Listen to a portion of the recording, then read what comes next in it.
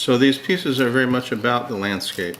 They're very much about politicizing the landscape, intrusion on the landscape, the ability of the landscape to, the natural landscape to reclaim itself in different forms usually. In other words, one of the things I'm particularly interested in is mountaintop removal, which is a process of removing coal from the mountains.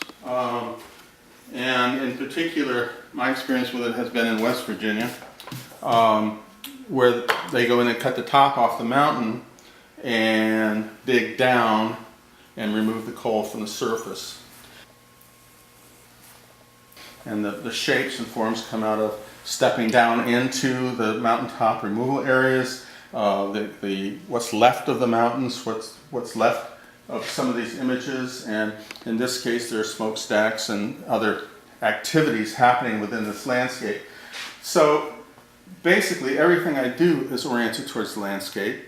Sometimes it's oriented towards the beautiful parts, and sometimes it's oriented towards the not so beautiful parts, usually caused by man. And I'm very interested in what happens when it reclaims itself. So most of the work that I do is influenced by where I am and what I'm doing. Even though the issues are architectural, environmental, landscape, the location of where I am has some kind of influence on it. So what I was doing in Virginia is I was kind of sitting around trying to figure, I knew there was something there. So that some of the first pieces I did were very much about all those issues, plus there's a quilting aspect to them because they're laced together of many different panels. You can see that there are like 4 separate pieces going together to make one. The sculptures are about architecture again. I find that some people choose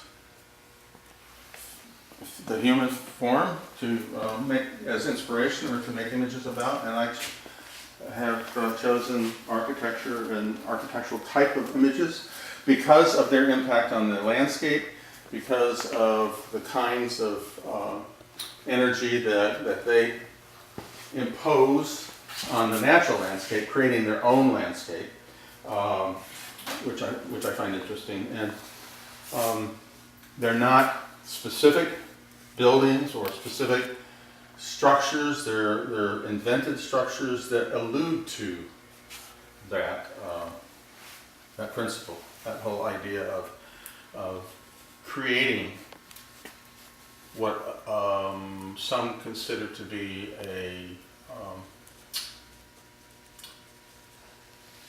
better landscape, a necessary landscape for survival.